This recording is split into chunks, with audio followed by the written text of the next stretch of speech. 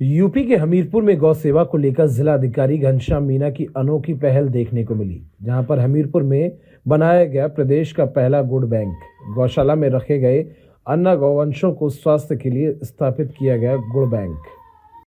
आज कान्हा गौशाला सुमेरपुर में गुड़ बैंक का हम लोग ने प्रोग्राम है उसको शुभारंभ किया है। इसके अंतर्गत जितने भी हमारे जो जनपद के अधिकारीगण हैं उन सब ने एक हम लोग ने रणनीति बनाई है कि सब लोग बढ़ चढ़कर जो गुड़ है स्वेच्छा से जितनी हमारी गौशाला है उनमें दान करें। इसी क्रम में आज 2 कुंटल जो गुड़ है उसमें गाय को इस गौशाला में वितरण किया गया है और अभी वर्तमान में हमारे पास 10 कुंटल जो गुड़ है वो इकट्ठा हो गया है, जिसमें हमारे विभिन्न जो कर्मचारी हैं उन्होंने उसका दान किया है। और इसी क्रम में जितने भी हमारे जनपद वासी हैं और जो हमारे बाकी जो कर्मचारी और अधिकारी हैं उनसे भी मैं आह्वान करना चाहूँगा कि ज़्यादा से ज़्यादा संख्या में आके स्वेच्छा से जो गुड़ है उसको दान करें, ताकि हमारी जो गायें हैं जो गौशालाओं में हैं उनको हम लोग इससे लाभान्वित कर सकें। और बहुत अच्छी सकारात्मक पहल है, इसको हमें आगे बढ़ाना चाहिए। धन्यवाद। मंडावली अड्डे पर अनियंत्रित कार की चपेट में आने से एक बच्ची की मौत हो गई और 2 घायल हो गए। आपको बता दें, मंडावली में एक अनियंत्रित कार ने कई लोगों को अपनी चपेट में ले लिया, जिसमें 2 लोग घायल हो गए जबकि एक की मौत हो गई। कहाँ जा रहे थे? शादी की कह रहे थे, शादी में जाना है तो दोनों भैया के साथ में गए थे। रात को दिल्ली नहीं जा रहे थे, शादी में जा रहे थे तो उधर की एक्सीडेंट हो गया रात को उनका, तो दोनों खत्म हो गए। तो गाड़ी से अपनी एक ही बेटा था? हाँ, एक ही था। काम करते हुए? हाँ, वहाँ पर काम करते थे। कब से कर रहे थे? काफ़ी टाइम हो गया, ये मान लीजिए 8-10 साल करीब हो गए थे।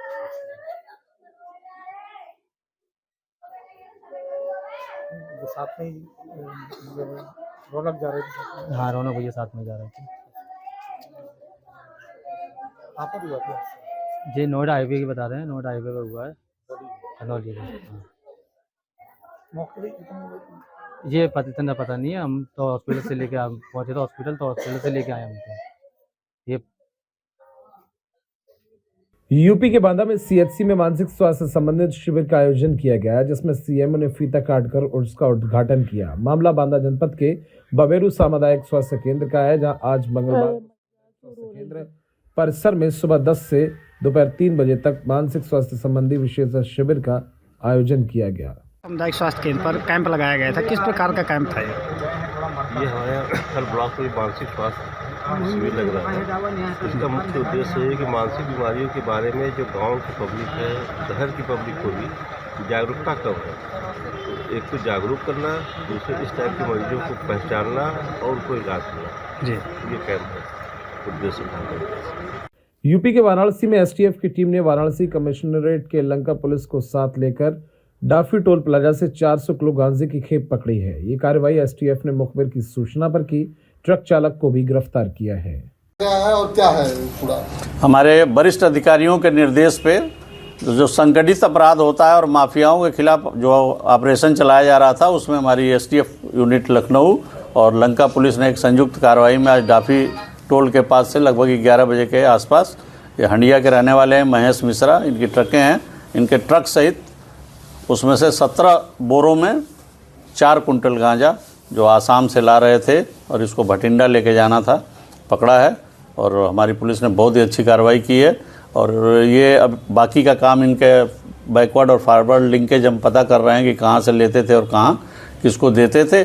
इनके एक मित्र पहले से ही एनडीपीएस में पहले जेल जा चुके हैं। इनका कुछ पुराना आपराधिक वो खंगाला जाए, अभी तक जो चीज़ें पता चली है कि इनके एक साथी जो अभी जेल में हैं वो तिहाड़ जेल में, बाकी और इनसे पूछताछ करके आगे कार्रवाई की जाएगी। बहुत बड़ी रिकवरी है सर, कैसे प्लान बना, क्या कैसे उसके हमारी एसटीएफ की यूनिट इस पे पहले से काम कर रही थी और उनको सूचना मिली थी। उसके बाद इन्होंने हमारे लंका पुलिस को लेके इन्होंने ये ऑपरेशन किया और इसमें बहुत बड़ी बरामदगी की है। लगभग इसका कीमत करीब 1 करोड़ रुपए के आसपास की होगी। पकड़ने वाली टीम को कोई इनाम भी घोषित किया गया? बिल्कुल, वरिष्ठ अधिकारियों द्वारा इनाम घोषित किया जाएगा। इसमें और लोग भी सम्मिलित होने के कोई उसमें?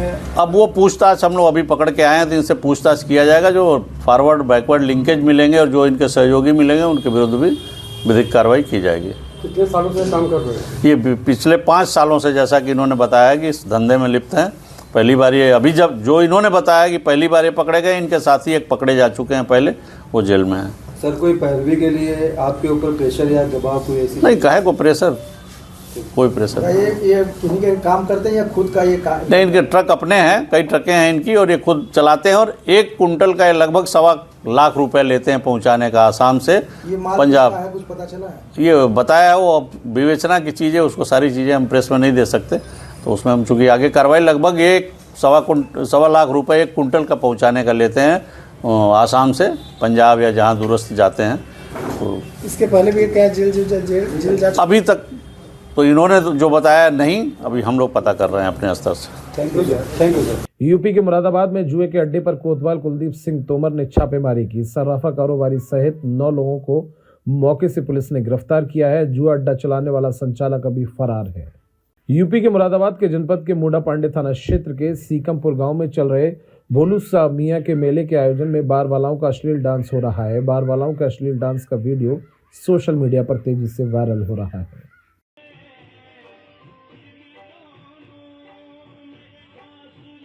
बांदा में 26 नवंबर 2024 यानी कि आज हार्पर क्लब मैदान में निर्धन परिवारों की 6 कन्याओं का सामूहिक विवाह समारोह भव्यता और विधि विधान के साथ संपन्न हुआ। कार्यक्रम में वर वधू पक्षों ने उत्साहपूर्वक भाग लिया और दहेज प्रथा को समाप्त करने के संकल्प के साथ नवजीवन की शुरुआत की।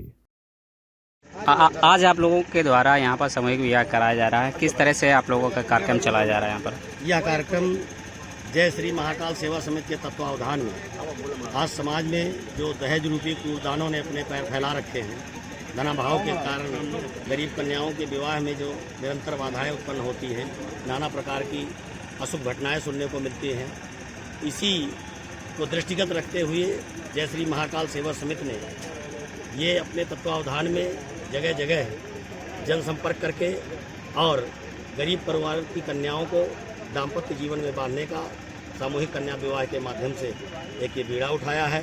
समाज में एक सुंदर पहल प्रारंभ की है।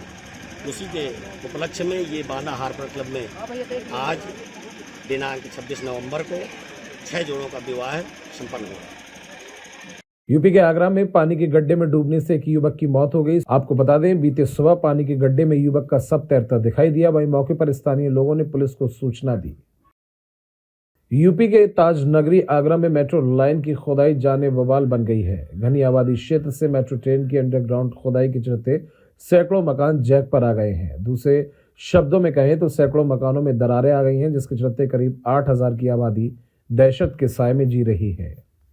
उससे पहले आई थी, बहुत इतना हालत पूरे घर जर्जर सा हो गया है हमारा। मुरादाबाद संभल हिंसा में सपा सांसद और विधायक पुत्र के खिलाफ दर्ज मुकदमे और मृतकों की पीएम रिपोर्ट पर पूर्व सपा सांसद एसटी हसन का बड़ा बयान सामने आया है। क्या कुछ कहा, सुना देते हैं आपको। सांसद जी, जियाउर रहमान बर्क और जो वहाँ के विधायक हैं संभल के, उनके बेटे के खिलाफ जो है मुकदमा दर्ज हो गया है। क्या कहेंगे संभल हिंसा को लेकर के, ये पूरा मुकदमा दर्ज हुआ है? देखिए, जहाँ तक मुझे मालूम है, जियाउर रहमान बर्क उस दिन संभल के अंदर ही नहीं थे। वो भीड़ को कैसे भड़काते, ये मेरी बात समझ में नहीं आ रही। अब मुकदमा दर्ज हुआ है और इसकी इंक्वायरी होनी चाहिए, और मेरी तो यही डिमांड है कि सीबीआई इंक्वायरी हो संभल की, और सीबीआई दूध का दूध पानी का पानी कर देगी। जो भी कल्प्रेट है उसको उसकी सजा मिलनी चाहिए। मुरादाबाद के कमिश्नर साहब का जो बयान सामने आया है, वो कह रहे हैं कि पीएम रिपोर्ट में खुलासा हुआ है कि पुलिस की बंदूक से किसी की भी मौत नहीं हुई है। देसी कट्टे वगैरह की बात कही जा रही है कि बंदूक से हो सकता है नहीं हुई हो पुलिस की बंदूक से, क्योंकि पुलिस के पास जो बोर होता है उससे मौत नहीं हुई हो, देसी बंदूकों से हुई हो। ये तो पीएम रिपोर्ट में अगर है तो सही है। तो विपक्ष पूरा यही, बहुत सी बार पुलिस भी देसी बंदूकें इस्तेमाल करती है, कोई नई बात थोड़ी है, सभी को मालूम है। एक आखिरी सवाल, गिरिराज सिंह कह रहे हैं कि गोधरा जैसी साजिश रची गई है और जो वहाँ के सांसद है जियाउर रहमान बर्क, उनको गिरफ्तार करके जेल भेज देना चाहिए। हो सकता है वो सही कह रहा हूँ, क्योंकि गोधरा कांड जब हुआ था उसके बाद बीजेपी की आंधी आ गई थी। फायदा किसको हुआ था गोधरा से?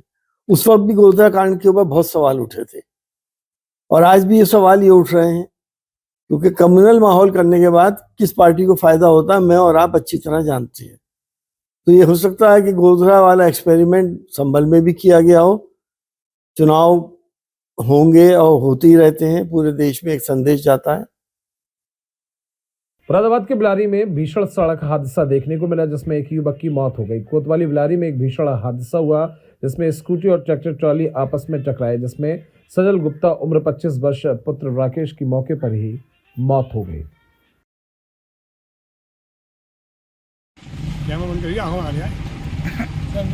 नाम शंकर गुप्ता। आज क्या हुआ था? ये हमारा भांजा जो है एक्सीडेंट में आ रहा था खाना खाने के लिए।